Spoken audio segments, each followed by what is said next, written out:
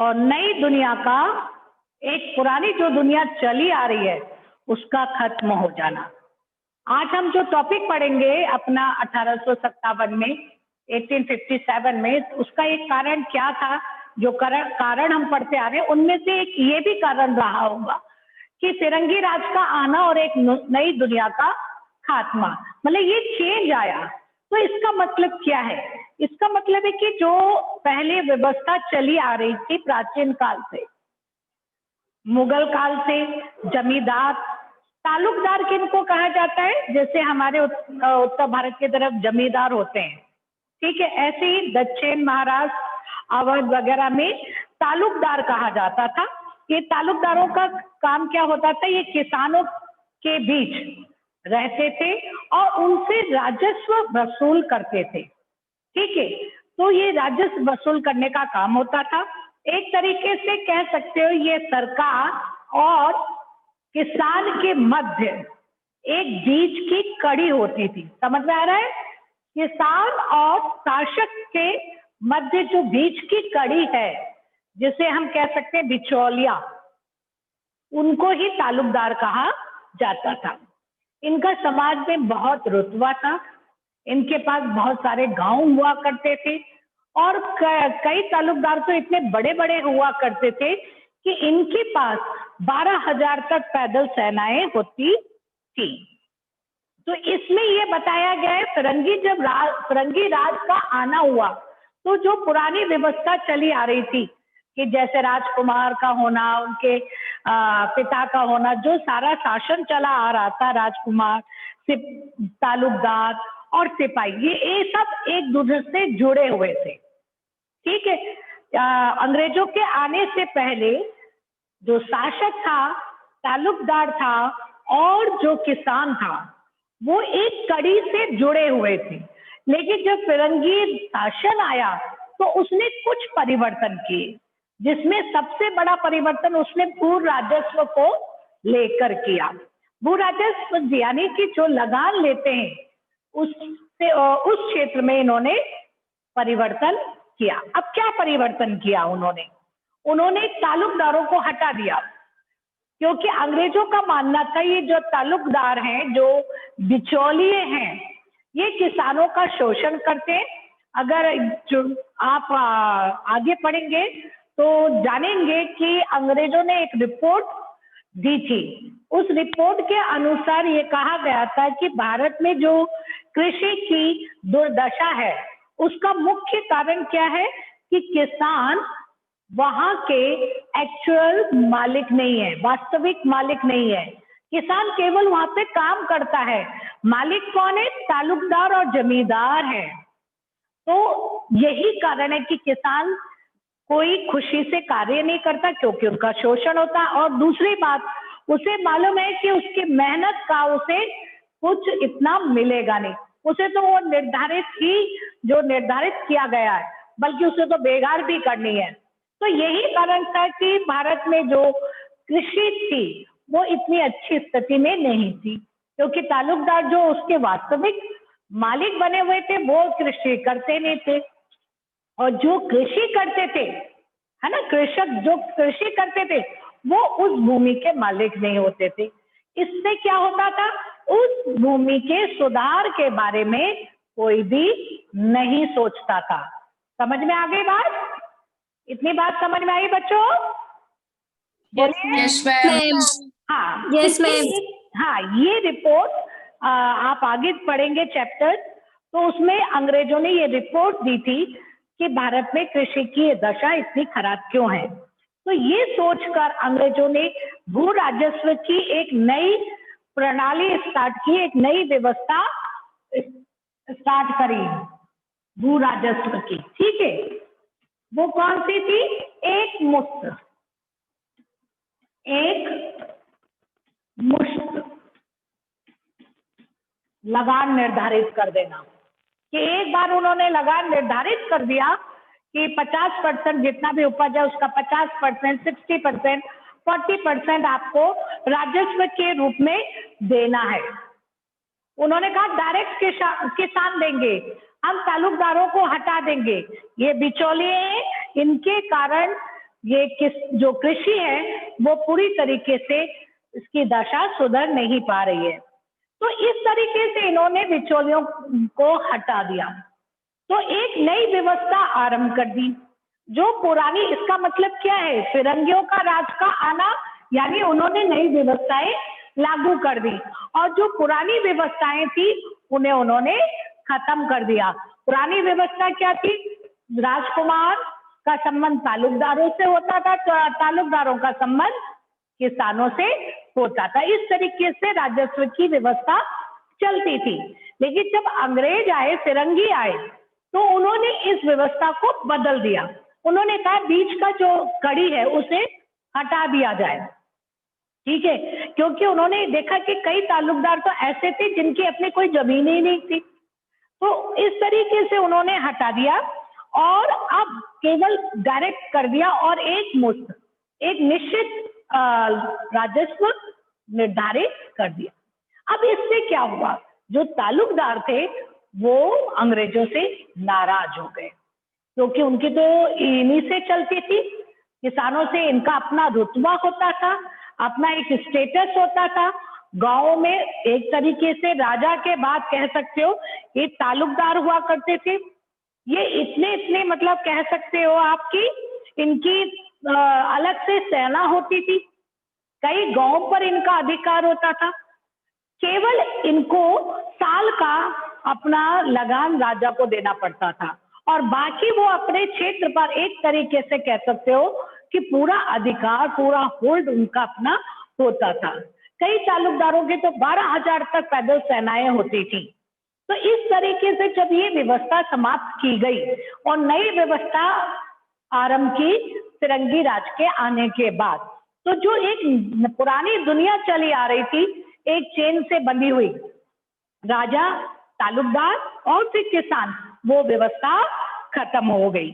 तो इसके खत्म होने से क्या प्रभाव पड़ा? तालुकदार जो थे उनकी जमीनें छिन गई, उनका स्टेटस घटने लगा, ठीक, और उनको वो अंग्रेजों के विरुद्ध होने लगे। जब हम 1857 में आते हैं अवध की तरफ, तो हम इधर देखते हैं दक्षिण भारत की तरफ कि अधिकांश जो 1857 में जो पार्टिसिपेट किया है लोगों ने, उसमें तालुकदार और किसान भी थे। तो एक तरीके से जो ये पुरानी व्यवस्था समझ में आई, एक पुरानी व्यवस्था यानी एक दुनिया जो चली आ रही थी, पुरानी दुनिया, वो खत्म हो गई फिरंगी राज के आने से। टाइटल का मतलब समझ में आ गया? बोलिए। Yes ma'am. Yes ma'am. हाँ, अब इसके बाद उन्होंने एक मुश्त बंदोबस्त लागू किया। इसको बोलते एक मुश्त बंदोबस्त, यानी कि निर्धारित कर दिया उन्होंने लगान।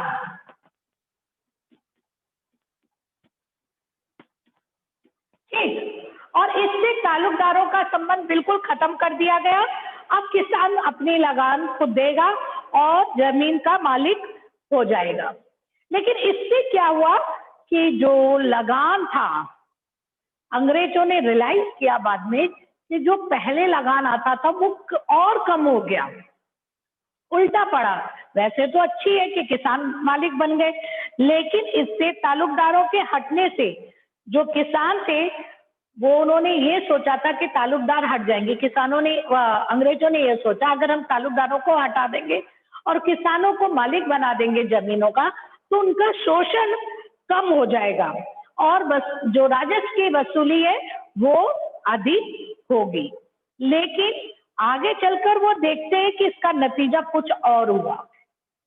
ठीक, अब क्या नतीजा हुआ बताइए? कहा था मैंने आपको पढ़ के आने के लिए। मैम राजस्व कम हो गया। राजस्व कम हो गया।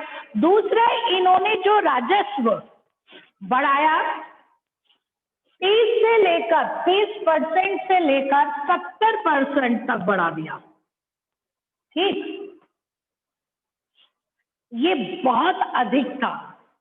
इन्होंने एक मुश्त का मतलब है एक बार जो निर्धारित कर दिया, इन्होंने फ्यूचर का सोचकर निर्धारित किया कि जब कृषि दशा सुधर जाएगी तो किसान 70% भी दे सकता है। लेकिन ये सोचने वाली बात है, जब कंडीशन खराब ही है अभी और आपने अभी से 70% बोल दिया तो वो कहाँ से देगा? वो तो दे नहीं पाएगा। ताल्लुकदार से वो थोड़ा बहुत रिक्वेस्ट करके कम भी करा लेता था, और कई बार ताल्लुकदार कई ऐसे भी होते थे, बहुत दयालु और अच्छे भी होते थे कुछ, जो देखते थे कि भाई स्थिति खराब हो रही है तो वो कम भी कर देते थे। लेकिन अब तो उन्होंने निर्धारित कर दिया, 30% से लेकर 70% तक कर दिया, और अभी कृषि की दशा अच्छी हुई नहीं है और इन्हें लगान देना ही देना है। तो इस तरीके से अंग्रेजों ने देखा कि धीरे धीरे लगान और कम होता चला गया। आप जब आगे पढ़ेंगे, आगे वाले चैप्टर में है यानी औपनिवेशिक शहर, आपका जो चैप्टर कट गया है उसमें आप देखेंगे कि कई बार क्या होता था, उन्होंने जो पीछे वाला चैप्टर जो कट गया है, देहात और औपनिवेशिक सरकार, उसमें आप देखेंगे कि बहुत बड़ा बड़ा ड्यूज हो जाता था लगानों का। लगान देते ही नहीं थे जनता, क्योंकि लगान बहुत ज्यादा था, 70% था। तो इस तरीके से 70% तक लगान बढ़ाने के बाद अंग्रेजों को भी लगा कि हमने कुछ ज्यादा बढ़ा दिया है।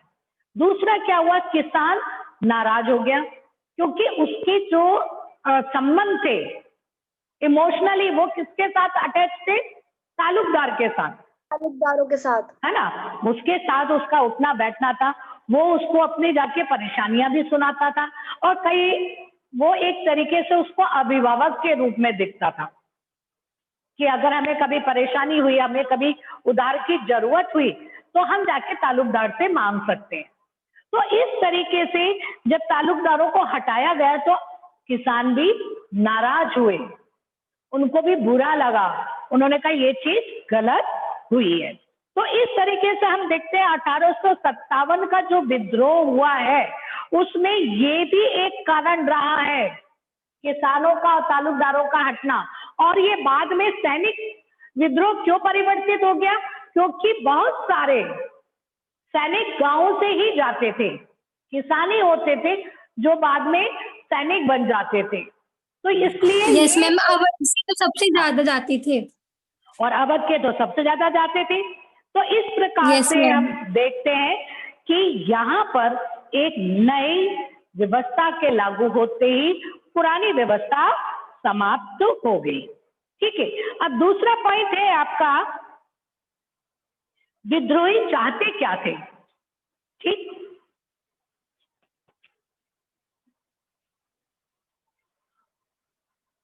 कौन बताएगा विद्रोही चाहते क्या थे?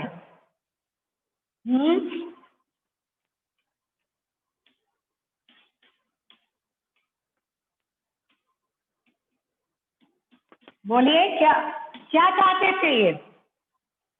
मैम। हाँ बोलो। मैम जो विद्रोही, मैम इन्हें कम वेतन मिलता था और वक्त पर छुट्टी न मिलने के कारण ये असंतुष्ट है मैम। मैम हाँ। इसमें ये हो सकता है जो विद्रोही किसान थे वो तो मैम जो मतलब उनपे लगान लगाया हुआ था उससे कम करना हाँ। चाहते थे, और जो सिपाही थे मैम उन्हें वो ज्यादा वेतन चाहते थे और छुट्टी चाहते थे। हाँ, तो हम 1840 में देखते हैं कि स्टार्टिंग में तो थोड़ा बहुत सही थे अंग्रेज, लेकिन 1840 के बाद हम देखते हैं कि इन्होंने अपने आप को श्रेष्ठ समझना शुरू कर दिया। ये अपने आप को श्रेष्ठ समझते थे। हमने 10th में भी पढ़ा है ना, कि ये कहते थे कि जो यूरोपियन है, पश्चिमी देश है, वो ज्यादा श्रेष्ठ है, सभ्य है, और पूर्वी देश असभ्य है, और ईश्वर ने उन्हें सभ्य बनाने के लिए भेजा है। याद आया कुछ? यस ये मैम, लाइन है, यस है मैम, ना। ये अपने जो यस मैम, औपनिवेशिक सरकारें बनाई थी उसके लिए ये अपना एक तर्क देते थे। तो 1840 के बाद इनके जो पहले जो स्टार्टिंग में दबे रहते थे ये लोग, धीरे धीरे 1840 के बाद इन्होंने भारतीयों को बहुत निम्न समझने लगे, उनका अपमान करने लगे, और कई बार तो उनका शारीरिक वो भी करते थे, उनको दंड देते थे, उनको गाली गलौज भी करते थे। उन्हें एक तरीके से कह सकते हो उनका सामाजिक अपमान बार बार किया जाता था। इस बात से भी लेकर जो भारतीय थे वो बहुत दुखी थे। ठीक, उसके बाद हम देखते हैं कि बहुत सारे ब्राह्मण या ऊंची जाति के थे, हम अपने आप को श्रेष्ठ समझने के लिए सेना में केवल कुछ ऐसे पद थे जहां तक ये जैसे कह सकते हो कि सूबेदार था कि इनका सबसे ऊंचा पद होता था, इनको जो कमांडर के पोस्ट होती थी वो नहीं दी जाती थी। तो उस सेना में कई ऊंची जाति के लोग भी थे, लेकिन उनके साथ भी दुर्व्यवहार किया जाता था, उनका सामाजिक अपमान किया जाता था। और जब इनको छुट्टी की जरूरत होती थी तो ये लोग छुट्टी नहीं देते थे। ठीक है, तो इस तरीके की कई चीजें ऐसी थी, रंग रूप को लेकर उनके साथ भेदभाव करना, टाइम पर छुट्टी ना देना, कम सैलरी देना। उसी पोस्ट में एक गोरे को ज्यादा सैलरी दे रहे हैं और एक भारतीय को कम सैलरी दे रहे हैं। तो ऐसी कई चीजें इकट्ठी हो गई थी। तो जो विद्रोही थे वो ये चाहते थे कि अंग्रेजी शासन समाप्त कर, ठीक है, अंग्रेजी शासन को समाप्त कर, जो पुरानी व्यवस्था चली आ रही है ना, पुरानी व्यवस्था जो चली आ रही है उसे फिर दोबारा लागू किया जाए। अब हम यहाँ पर जो आपकी बुक में लिखा है कि जो विद्रोही थे उनमें अधिकांश लोग कैसे थे, अनपढ़ थे, वो इतिहास लिखना नहीं जानते थे। ठीक है, उन्हें विद्रोह किया लेकिन उन्होंने कुछ भी नहीं लिखा। तो अब मजबूरन हमें जो अंग्रेजों ने इतिहास लिखा है, जो रिपोर्ट्स लिखी हैं, जो घोषणाएं लिखी हैं, उनके आधार पर हम इस आंदोलन को, इस विद्रोह को समझने की कोशिश करते हैं। लेकिन समझ में यही आता है कि वो अंग्रेजी शासन को समाप्त कर पुनः वो पुरानी जो चली आ रही थी व्यवस्था उसे ही वो लागू करना चाहते थे। क्लियर? इतना हो गया बच्चे। अब नेक्स्ट टॉपिक। Yes, ma'am. अब तालुकदार समझ में आ गया क्या है? Yes, ma'am. Yes, ma'am. Yes, ma'am. इस तरीके से दक्षिण भारत में जो लगान वसूल करते हैं उनको कहा जाता था। जाता है। हाँ, अब हम इस विद्रोह में देखते हैं कि एकता की कल्पना।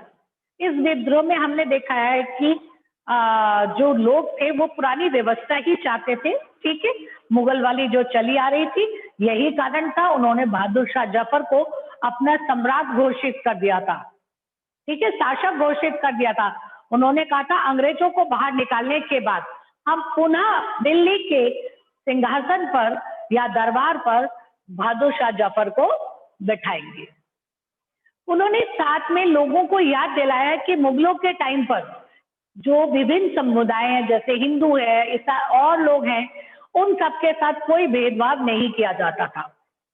तो हम वही व्यवस्था दोबारा लाना चाहते हैं, वही राजकुमारों वाली, नवाबों वाली जो व्यवस्था है उसे जारी करना चाहते हैं और हिंदू मुस्लिम में एकता स्थापित करना चाहते हैं। ठीक है, और सबसे बड़ी बात ये थी कि इस विद्रोह में एक बहुत बड़ी एकता भी हमें देखने को मिलती है, क्योंकि इन लोगों का जो सपना था वो यही था कि जो मुगलों के टाइम पे होता था कि मुसलमानों को भी और हिंदुओं को भी समानता के अधिकार दिए गए हैं, वैसी ही व्यवस्था पुनः चलती आए। तो हम कह सकते हैं कि इस विद्रोह के समय हमें हिंदू मुस्लिम एकता देखने को मिलती है। इतना समझ में आ गया? Yes, ma'am. अब आता है उत्पीड़न के प्रतीकों के खिलाफ। ठीक, जो लोग थे उन्हें भू राजस्व के प्रति बहुत गुस्सा था और बड़े छोटे भूस्वामियों को जमीन से बेदखल कर दिया गया था। विदेशी व्यापारों ने दस्तकारों, बुनकरों को तबाह कर डाला था। ब्रिटिश शासन के हर पहलू का निशाना साधा जा रहा था।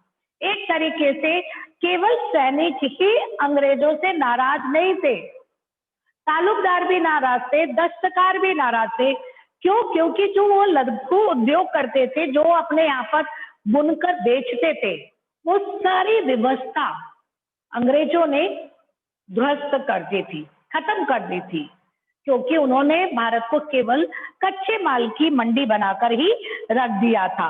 और जिसका नतीजा ये हुआ कि जो बहुत सारे दस्तकार और बुनकर थे वो लोग बेरोजगार हो गए।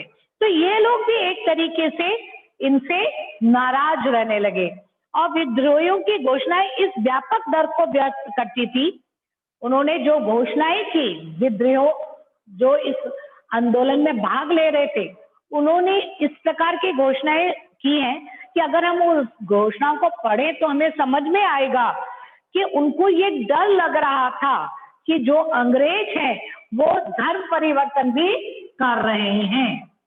ठीक है, क्योंकि उन्होंने उनके साथ कई मिशनरीज, कई ईसाई मिशनरीज आए थे। उन्होंने हिंदुओं के जो छोटी जाति के लोग हैं, निम्न जाति के लोग, उन्हें ईसाई बनाना आरंभ कर दिया था। तो जो विद्रोही घोषणा करते थे, उस घोषणा से साफ स्पष्ट समझ में आता था कि वो लोग भयभीत हैं कि अगर ये अंग्रेज भारत में ज्यादा दिन रहे तो उनके धर्म को भ्रष्ट कर देंगे। तो यही कारण था कि इन लोगों ने जो विद्रोह में जितने भी अंग्रेज हैं उनको मारा, उनकी महिलाओं के साथ, उनके साथ दुर्व्यवहार किया, उन कई अंग्रेजों को जिंदा जला दिया गया। तो एक तरीके से ये जो विद्रोही थे, इन उत्पीड़कों के, कौन, अंग्रेजों के विरुद्ध थे। इतना क्लियर हो गया? बोलिए। Yes ma'am. हाँ, इसके बाद आता है आपका वैकल्पिक सत्ता की तलाश। वैकल्पिक सत्ता की तलाश यानी वो ये सोच रहे थे कि जब हम अंग्रेजों को बाहर निकाल देंगे तो हमारे यहाँ पर क्या शासन व्यवस्था रहनी चाहिए। तो उन्होंने घोषणाएं भी कर दी कि अंग्रेजों को निकालने के बाद विद्रोह को शांत कर दिया जाएगा और बहादुर शाह जफर की तरफ से फरमान भी जारी कर दिए गए।